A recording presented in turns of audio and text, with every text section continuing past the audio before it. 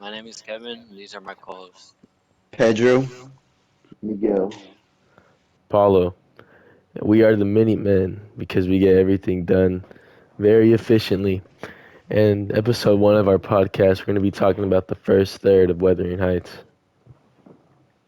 Okay, so for the first third, my favorite quote is, "It would degrade me to marry Heathcliff now, so he shall never know how I love him." This quote is from page 81, and I like it because it shows the class of the people that are in the book, like the characters. It introduces us with a problem that stirs up through the entire book. Yeah, I think that quote's very good to show the relationship between Heathcliff and Catherine because it's definitely something that has been present a lot throughout the first third of the book, and they do both certainly have a very strong love for one another. I And I think it also like kind of shows like how complex like the whole love relationship thing that goes on in the book. Like early signs of it at least.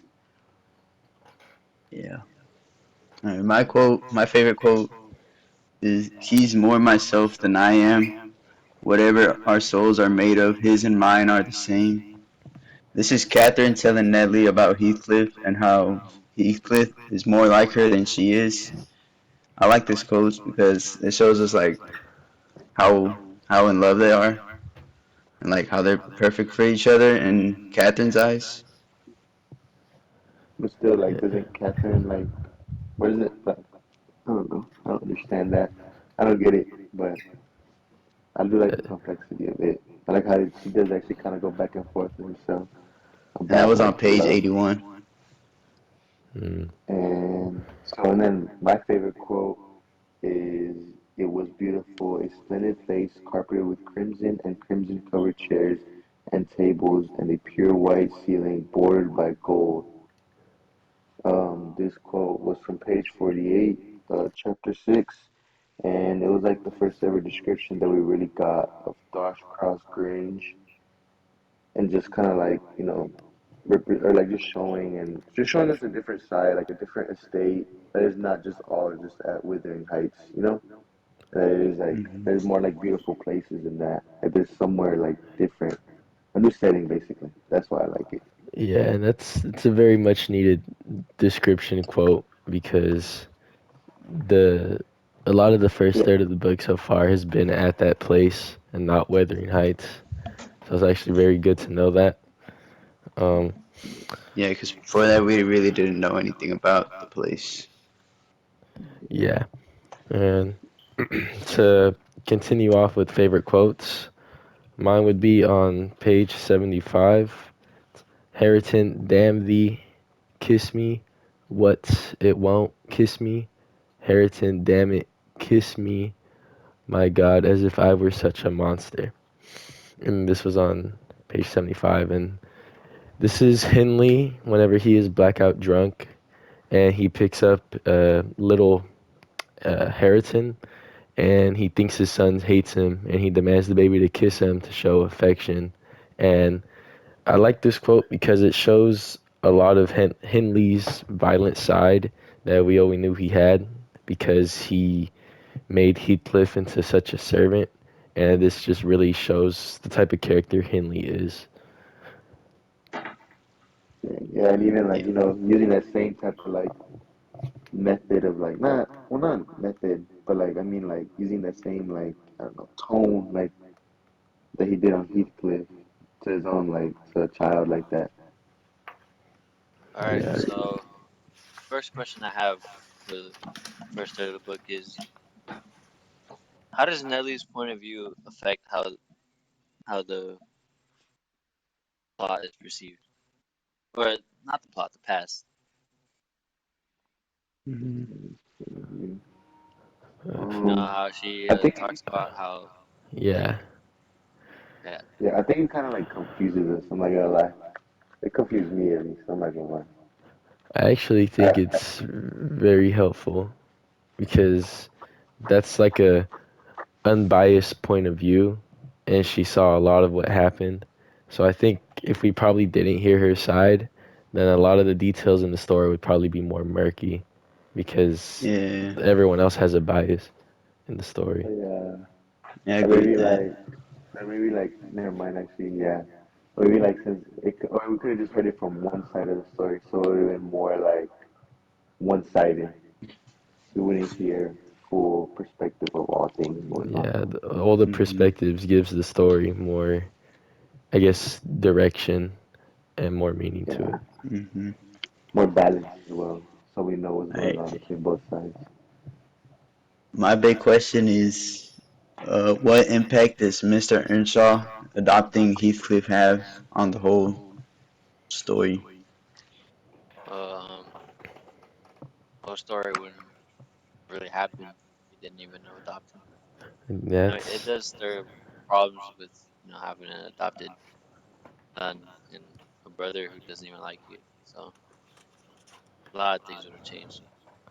a lot of the story Yeah, probably wouldn't have happened if Heathcliff was not in it. Actually, yeah, majority the story wouldn't have happened at all because so far in the book, there's just been a constant dynamic between Heathcliff, Hindley, and then there's also Catherine and Heathcliff, and a lot of the book is just Mm. based around Heathcliff as a character. So honestly, a lot of the book would be affected that we've read so far. yeah. Yeah, basically, like without Heathcliff, there is no really like story of Wuthering Heights. You know, like we wouldn't have the dynamic like love combination going on. You know, later on in the story, we get into that section of the book. So I think it would really lose like the main conflict also as well. Like there wouldn't be as much Hmm. problems. So I think it would just go one-sided and be like a boring story in my opinion.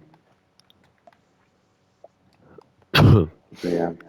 Um, my big question for this, for my portion of the book would be like, how does Emily Bronte's use for settings, like contrast to like the themes, not the themes, the theme of the book. Hmm. um, Like when she describes like places, like how does it like correlate with the theme, I would say, or even like the tone? yeah, I would say that the way she describes the two estates, Wuthering Heights and the Grange, I think it really just shows the type of class they have and the different standards they have, which sets the tone for the book because it basically sets how the characters act with one another. It explains their language, it explains their job roles. Like they have servants, and you really only have servants if you're higher class. So that's how I Yeah, feel like Emily Bronte's perspective of that affects the tone and setting. yeah, kind of like answering my own question. Yeah, it kind of does play back on like the themes of like class and yeah. So I could. Yeah. What about you, Pedro? What you think? Yeah, I think the how the different settings like they help you understand like their classes and Social why. going on. Yeah. And I, hmm, my big question, it's very simple, but there's a good bit of characters, and I'm just wondering who is your guys' personal favorite character? Mine would probably be Heathcliff this far because even though I don't want to say, I don't know if he's a villain yet exactly because I kind of don't disagree with anything he's done, but I think he's just very entertaining to read as a character, even if he's not the best person so far. But I do think what he's doing for Catherine right now is justifiable. My favorite character, unironically, is gonna be Catherine. I don't know, I like how complex her love for Heathcliff is. Cause like you can, like I can see her good intentions behind it, like wanting to help her, wanting to help Heathcliff, like how she could use it. but I also see her like how she like contrasts herself. Like she's not dumb. Like she knows like that she's hurting Heathcliff, but at the very end she really wants to just help him out. But obviously, like she has to do things that not everyone's gonna be happy with. Not even Heathcliff, the person that she loves so much, or like that sees herself so much in. But I don't know. I like her complexity. My favorite character has to be Joseph, just because I Mm. really like the way he talks, even though I don't understand it. Like it's just interesting just to see someone He's very Is be interesting. so is out of the Joseph ordinary is compared to Joseph everyone the else. one that's like that talks like he's from like Irish, Yeah, like Talks like Ireland? he's drunk. Oh, that's him being drunk. I thought that was him being like He's not by drunk, but he accident. just, that's talks how I like picture him. Now you know who he reminds me of? Like when he ever first talked, it reminded me of that guy from The Simpsons, the groundskeeper. Oh, yeah. That's what I don't know why. So I don't know. That's how I remember him. I don't even remember his real name. I ain't gonna lie. all But right. yeah. My So favorite character is Mr. Earnshaw. I like him. He's like mysterious. Mm, Cool. I can see that. moving on from that, starting with our topics, I chose revenge and repetition, and for my quote, I chose afterwards settle my score with Hindley, and then prevent the law by doing execution on myself. And that is from page 87. Saying he has to settle his score shows that the amount of or the way Hindley mistreated Heathcliff gives readers readers an idea of what Heathcliff is thinking of doing and where his head is. So like he really seems to want to get revenge on Hindley. Yeah, and that's where the whole revenge dynamic starts in the story. So that's a pretty good quote. Hmm. Mhm. Mm, what- My topic for the book was that I chose was nature versus civilization. And the quote that I could pull from like Nature vs. Civilization would be actually from like one of the very, very first pages. Would be page 4 in the first chapter when it would be withering being a significant provencal adjective descriptive of the atmospheric stimuli to which it stations is exposed to or strain. And then that just symbolically, I use it as a symbolical representation as like nature being the estate of withering heights. Since it's so close to like a storm, and then height being like at a very top point, like in the mountains where a lot more like they get to see a lot more of like the dark side of nature, like more clouds are seen. Storms are like that's what storms are mainly, affected by. And mhm. just yeah, I just use nature to symbolize, Wuthering Heights, and civilization symbolize Thrushcross Grove. I mean Thrushcross Grange. Sorry about that. Mm. All right. Uh, the topic I chose was class, and my quote is, "I'd rather be shot, if you please." And this is Nellie telling Henley, because Henley was threatening her with a knife, and she basically said she'd rather be shot than killed with a knife, cause, and she says this because she's a servant, so, and like Henley has more, she's Mm. more higher up than her, so she really can't do anything. So this is basically if she has to die, she's asking if he would just shoot her, Yeah, it's a very deep way to because she show has no class. power. Mm. Yeah. Moving on from the quote about class, my topic I chose for Wuthering Heights was love and passion, and my quote I picked to show this was on page 82, and is my love for Linton is like foliage in the woods. Time will change it. My love for Heathcliff resembles the eternal rocks beneath. This is basically Catherine expressing her feelings after Linton proposed to her, and which she accepted, by the way. But even though she accepted, she's deeply in love with Heathcliff, and this quote just shows that. So even though she loves Heathcliff so much that she still chose to marry someone whose love will eventually fade away. But Heathcliff is eternal. Mm. Yeah, like being there, like right there, that's what I like so much about Catherine. Like I don't know, like you could tell like her love is still there. She just, she making sacrifices that no one is seeing for the person she loves so much. Like I like that complex. It shows like a very human side of her. Even though like we're like, you know, I don't know, it just shows like a very human side of her, which I like a lot. All right. So Mm-hmm. for my big question again with Revenge and Repetition, we get an introduction to the family relationships and how each character is related. Mm-hmm. So how justifiable is Heathcliff's desire for revenge on Italy? I would say I think it's it's pretty Very justifiable super justifiable. justifiable, super cause Henley treats him horrible. like horrible. Like, it takes away his ability to just shower in general.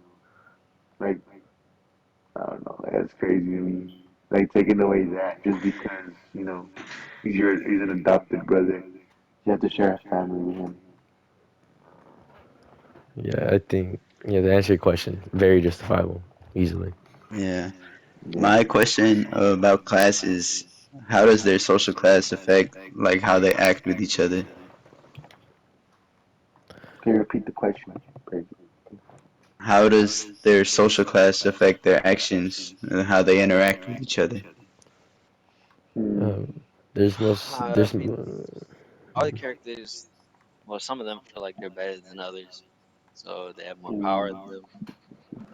You know, that's just what class is. That's just the human nature of Hmm. like, Yeah. yeah, most definitely, especially with Nelly, because she definitely talks a bit more below, and Heathcliff and well, mostly Henley. Henley talks with very high authority, so class affects that quite a bit. Mm-hmm. Okay. Um, Well, my big question from the topic of nature, civilization, just I don't know, like out of y'all, like if, like I decided to represent nature with Wuthering Heights and civilization with the Grove or the Grange. Where would y'all where would y'all stay if y'all had the option to? Like if y'all could live or choose a family, where would it be? Or choose an estate, which one would it be? Probably the Grange Um, because Wuthering Heights just stays in turmoil like every. It's a shady place throughout the whole what we've read. It's very shady, yeah, so I'd there's probably always live in the other conflict. state. Hmm. Okay, yeah. See that? And for my question for you guys, once again, it's about love and passion. It's another thing about Catherine, which would be was Catherine right to ignore her feelings for Heathcliff? And if you do or don't think so, why do you think so? I don't think she was right, but I understand why she did it because back then it was like again like going their back to class was class. very important Mm, and she wanted to be higher up. yeah, I can see that. I understand that I point of view. I think it was right because deep down the whole time she wanted to help. That's all she wanted. Mm, So All right. So this is our conclusion to the first episode of our podcast. Um, subscribe. our next one will be on the second, third of